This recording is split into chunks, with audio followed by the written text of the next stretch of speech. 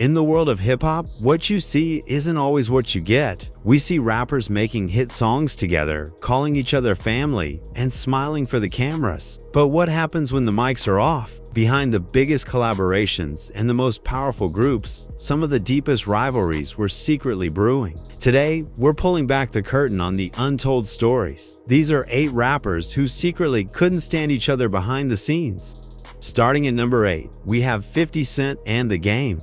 The story of The Game and 50 Cent is one of hip-hop's most dramatic tales of a friendship turning into a bitter rivalry. It all started with what seemed like a perfect alliance. Around 2003, a hungry and talented rapper from Compton named Jason Taylor, who went by The Game, was discovered by the legendary producer Dr. Dre. Seeing his potential, Dre thought The Game would be a perfect addition to G-Unit, the crew led by his new superstar artist, 50 Cent. At that time, 50 Cent's group was on top of the music world. They were powerful, popular, and projected an image of unbreakable unity. Bringing The Game into the fold was meant to strengthen their hold on the industry, especially on the West Coast. On the surface, the partnership was seamless. 50 Cent took The Game under his wing, almost like a younger brother. They collaborated on several tracks, and 50 Cent played a big role in shaping The Game's debut album, The Documentary. The album was a massive success, and songs like How We Do and Hate It or Love It became global hits, featuring both artists side by side. To the public, they were the perfect team. 50 Cent, the strategic kingpin from the East Coast, and The Game, the raw, energetic star from the West. However, behind the scenes, problems were brewing. The main issue was a clash of personalities and expectations. 50 Cent built G-Unit on a foundation of absolute loyalty. In his world, you were either with him or against him. This meant that if 50 Cent had a conflict with another artist, everyone in G-Unit was expected to adopt that same conflict. But The Game had a more independent spirit. He had been in the California rap scene for a while and had relationships with artists that 50 Cent considered rivals. The Game didn't want to inherit 50 Cent's beefs. He openly said he was willing to work with artists like Nas and Jadakiss, who were in the middle of feuds with 50 Cent at the time. This was a huge sign of disrespect in 50 Cent's eyes. Furthermore, as the documentary became a huge success, The Game started to feel like 50 Cent was taking too much credit for it. While 50 Cent definitely helped, The Game felt his own talent and life story were being overlooked. The tension grew quietly, with small disagreements and a growing sense of distrust between the two stars. The private tension exploded into a full-blown public war in February 2005. It happened live on the radio. 50 Cent and G-Unit were guests on New York's Hot 97 radio station. During the interview, 50 Cent shockingly announced that The Game was officially kicked out of G-Unit. He accused him of being disloyal and ungrateful. The Game, who heard the announcement on the radio, was furious. He and his entourage immediately drove to the radio station to confront 50 Cent. What followed was chaos. A violent clash erupted outside the Hot 97 building, and one of The Game's crew members was shot in the leg. The beef was no longer just words. It had become dangerous and real. We was hiding behind trash trucks and shooting back, and it was just a whole shootout outside of Hot 97 that got us banned and changed the way. The shootout was headline news and marked the point of no return for their relationship. The brotherhood was officially replaced by open hostility. After the confrontation, the war moved to the music. Both artists began releasing a series of diss tracks aimed at destroying each other's reputation. 50 Cent mocked The Game, trying to downplay his street credibility and his role in his own success. The Game, however, launched one of the most relentless musical attacks in hip-hop history. He started a campaign he dubbed G-Unit, a direct insult to G-Unit. He released a now infamous mixtape track called 300 Bars and Runnin', a marathon 15-minute song where he insulted 50 Cent and the entire G-Unit roster in vivid detail. He exposed their private disagreements and relentlessly questioned 50's character. For a brief moment, there was an attempt at peace. Under pressure from their peers, they held a public press conference in Harlem, New York to announce a reconciliation. They shook hands and donated to a local charity, but it was clear to everyone that the truce was forced. The smiles were not genuine, and the animosity was too deep to be fixed by a photo opportunity. The Game later revealed they got paid to do that public press conference. Like, we got paid to do that. Really? Yeah, dog. How much they paid you to have I a got press like $1 million to. The peace treaty didn't last, and soon they were back to dissing doxing each other in interviews and on songs. Their feud would go down as one of hip-hop's most legendary and cautionary tales, a permanent scar on the legacies of two of the era's biggest stars. Taking the 7th spot on our list are Lil' Kim and Foxy Brown.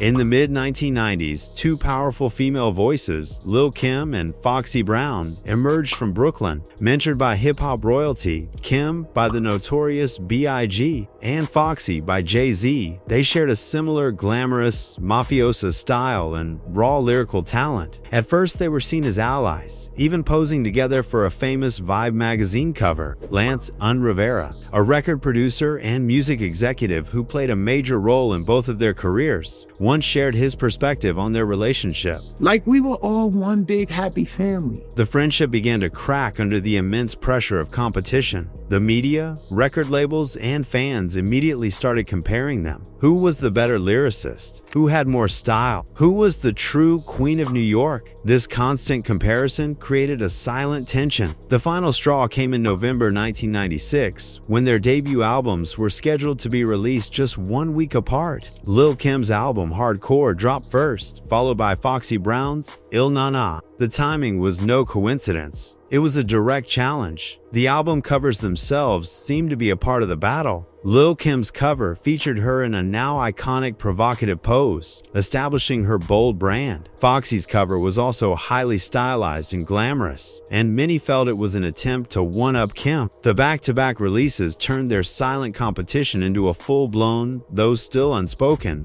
war. They were no longer just two rising stars. They were direct rivals fighting for the same throne. With the tension rising, the battle moved into the music. They began sending subliminal disses, or sublims, at each other in their songs. Subtle insults hidden within their lyrics that fans would have to decode. For example, on a track with the group The Firm, Foxy Brown allegedly used a line that mimicked a popular Lil' Kim ad-lib, a move widely interpreted as a sign of disrespect. Lil' Kim fired back with a vengeance. Her verse on the remix of Mobb Deep's classic track Quiet Storm stands as one of the most scathing responses in their feud. Without ever saying Foxy's name, Kim's lyrics were full of venom, aimed directly at her rival, making it clear that she was not backing down. She rapped, "You and your crew can all get blue. I'm not fearing you," letting everyone know the fight was on. For years, the war was fought on wax, but in February 2001, it spilled into the real world and turned violent. The confrontation happened outside New York's Hot 97 radio station, a legendary hub for hip-hop culture. Lil' Kim had just finished an interview. As she and her entourage were leaving, they ran into the crew of rapper Capone, who was an associate of Foxy Brown. Words were exchanged, tensions flared, and suddenly, fire erupted. It was a chaotic and dangerous scene that made national news. It was outside New York City radio station Hot 97 last week. It was Lil' Kim's posse versus friends of Foxy Brown. The shootout had serious legal consequences, especially for Lil' Kim. When questioned by the police and a grand jury, she lied under oath to protect her friends who were involved in the This act of perjury led to her being convicted and sentenced to a year and a day in federal prison in 2005. The shootout and its legal aftermath cemented their feud in history, marking a dangerous chapter where lyrical wars had severe real-world consequences. Coming in at number 6 are Common and Ice Cube. The beef between Common and Ice Cube was one of hip-hop's most thoughtful and unexpected rivalries, born not from street animosity, but from a deep passion for the music itself. It all started in 1994 with Common's classic song, I Used to Love H.E.R. The track was a brilliant metaphor where Common described hip-hop as a woman, H.E.R., which stands for hearing every rhyme whom he had fallen in love with as a pure conscious art form. In the song, he lamented how she had changed over the years. He described her as moving from her pure East Coast roots to become entangled with gangsta culture, then dominated by the West Coast. Ice Cube, a founding father of West Coast gangsta rap, heard the song and took it as a direct insult. In the midst of the heated East Coast versus West Coast rivalry, Cube felt that Common, a rapper from Chicago, was disrespecting his style of music and his entire region. He didn't see the song as a clever metaphor. He interpreted it as a shot fired from a rival camp. At a certain point, if you just come at me. I'm gonna defend myself, and I'm gonna go at you. In response, Ice Cube and his supergroup, West Side Connection, released a scathing diss track in 1996 called West Side Slaughterhouse. They directly attacked Common, calling him out by name and questioning his toughness. Cube made it clear that he was defending the honor of the West Coast against what he perceived as slander. Common, who never intended the song as a personal attack, was now compelled to respond. He fired back with "The Bitch and You," a track widely considered one of the sharpest diss tracks ever recorded. In the song, Common masterfully dismantled Cube's arguments, pointing out the hypocrisy of Cube himself having once been a conscious rapper before he went Hollywood. The track was witty, intelligent, and lyrically powerful, earning Common immense respect. I was like, man, this might get ugly. And thank God for... Thankfully, this war of words was resolved peacefully. The two artists were brought together by Minister Louis Farrakhan, who helped them see the bigger picture. They squashed their beef, realizing it was all a misunderstanding fueled by regional pride. At number 5, we have LL Cool J and Cannabis. In 1997, LL Cool J was an icon, a titan of rap for over a decade. He decided to create a massive posse track called 4, 3, 2, 1 for his album Phenomenon, inviting a lineup of hip-hop's hottest lyricists, including a rising star named Cannabis, who was renowned for his ferocious freestyle battle skills. The entire conflict started with a single line in Cannabis's verse. As a sign of respect to the legend he was sharing a track with, Cannabis wrote the line, "L, is that a mic on your arm? Let me borrow that." He was referencing LL Cool J's iconic microphone tattoo, and the line was his way of paying homage, essentially asking for LL's blessing and a chance to prove his own lyrical skill. However, LL Cool J did not take it as a compliment. "Is that a mic on your arm? Let me borrow that." And I just I just did not understand. With his long-standing status as a king of rap, he saw the line as a younger artist challenging his throne. He felt disrespected. LL confronted Cannabis and demanded that he change the verse. Cannabis, wanting to show respect, agreed and recorded a new verse without the line. The situation escalated into a betrayal upon the song's release. Not only had LL Cool J added a new verse dissing Cannabis, but he had also kept Cannabis's original verse with the microphone line. It made it look like Cannabis had tried to diss him, and LL had fiercely put him in his place. The truth is, I went in, I heard what he said, and I responded to the shit. That's the truth. Feeling set up and humiliated, Cannabis unleashed his fury. He dropped a ferocious diss track called Second Round KO, a song now regarded as one of the greatest battle tracks of all time. The song was a direct assault on LL's career and credibility, and it famously featured boxing champion Mike Tyson hyping Cannabis up. LL Cool J, never one to back down from a lyrical fight, fired back with his own track, The Ripper Strikes Back, where he belittled Cannabis and defended his legacy. The battle became a defining moment of that era, a true clash between the old guard and the new school, all sparked by a simple line that was meant as a sign of respect. Lil Wayne and Birdman are another set of rappers who hated themselves behind the scenes. For decades, Lil Wayne and Birdman, the co-founder of Cash Money Records, were inseparable. Their bond was famously deeper than music. Birdman was a father figure who took a young Wayne under his wing and helped him become a global superstar. Together, they built the YMCMB Young Money Cash Money Billionaires empire. But this powerful relationship crumbled spectacularly over money, respect, and loyalty. The problem started around 2014 when Lil Wayne's highly anticipated album, The Carter Fifth, was endlessly delayed. Wayne grew frustrated, feeling that Birdman and Cash Money were holding his music hostage. He eventually revealed the deeper issue. He claimed the label owed him millions of dollars in unpaid advances and royalties. In a series of shocking tweets, Wayne told the world he felt like a prisoner and wanted to leave the label he had called home his entire career. This led to a massive $1,051 million lawsuit against his mentor.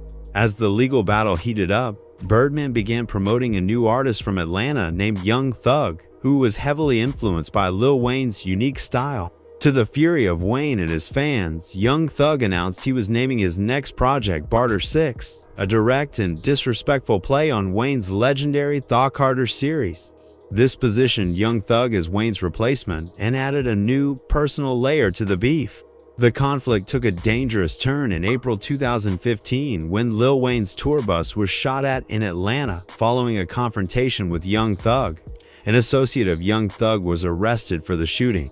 Later, stunning court documents alleged a conspiracy between Birdman and Young Thug to harm Lil Wayne. The feud had moved from business disputes to a life-threatening situation. Years later, the lawsuit was finally settled and Wayne was released from his contract, at last able to release The Carter V.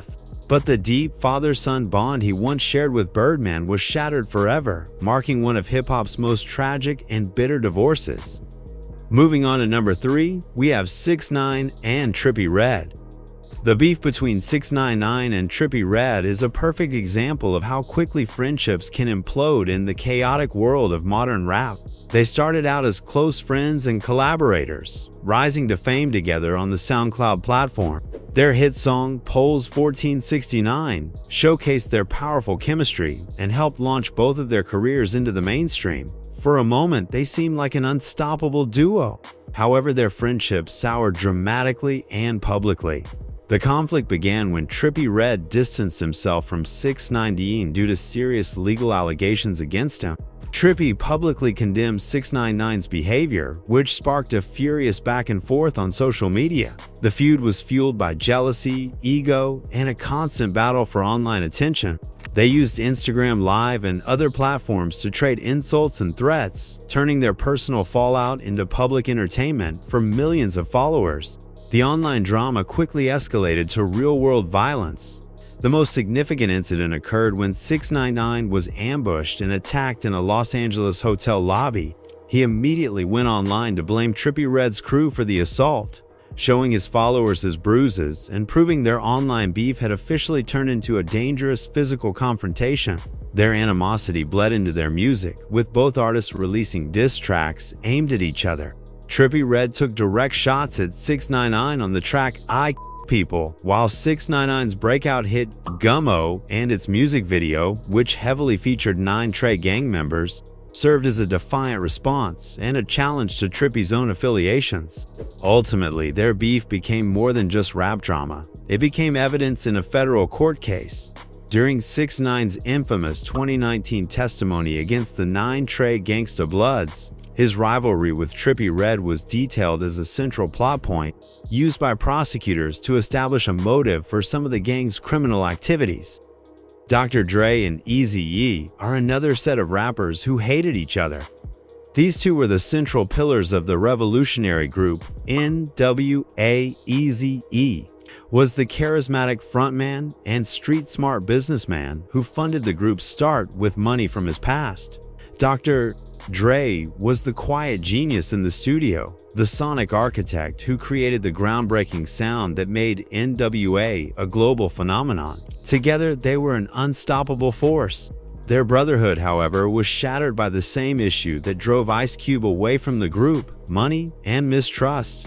As NWA's success exploded, Dr. Dre, the creative engine behind the group and other artists on Eazy's Ruthless Records, felt he was being cheated. He saw millions of dollars flowing in, but believed that the group's manager, Jerry Heller, was unfairly hoarding the profits. With Eazy-E's full consent, Dre felt his revolutionary talent was being exploited. Dre confronted Eazy about this, but Eazy said he was never going to fire Jerry. Either Jerry goes or I go. And he looked me in my face and said, I can't get rid of Jerry. Wanting to break free from his contract with Ruthless Records, Dre sought help from the notoriously intimidating Suge Knight.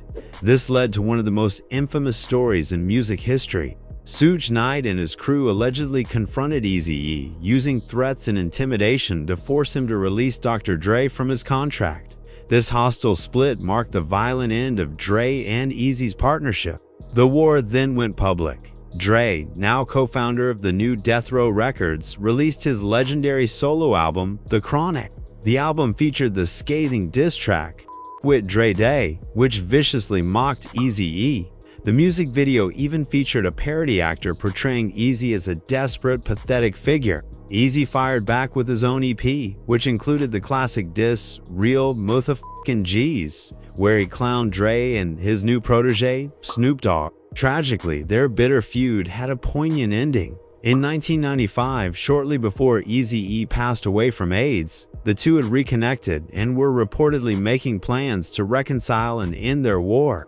It was a heartbreaking end to a legendary beef, as the brotherhood that changed the world almost had a chance to be repaired. At number 1, we have 50 Cent and Young Buck. When Young Buck, a charismatic rapper from Tennessee, joined G-Unit, he brought a raw, southern energy that perfectly complemented the group's New York sound. He was seen as a loyal soldier in 50 Cent's army, and together they projected an image of unstoppable street credibility. However, their alliance began to crumble under the weight of financial disputes and perceived betrayal. Young Buck started to feel he was being underpaid for his contributions, especially from tours and album sales. At the same time, 50 Cent began to hear rumors that Buck was being disloyal, allegedly working with rival artists and speaking negatively about the group. For 50, who demanded absolute loyalty, this was an unforgivable offense. In 2008, 50 Cent decided to publicly and brutally sever ties with Buck.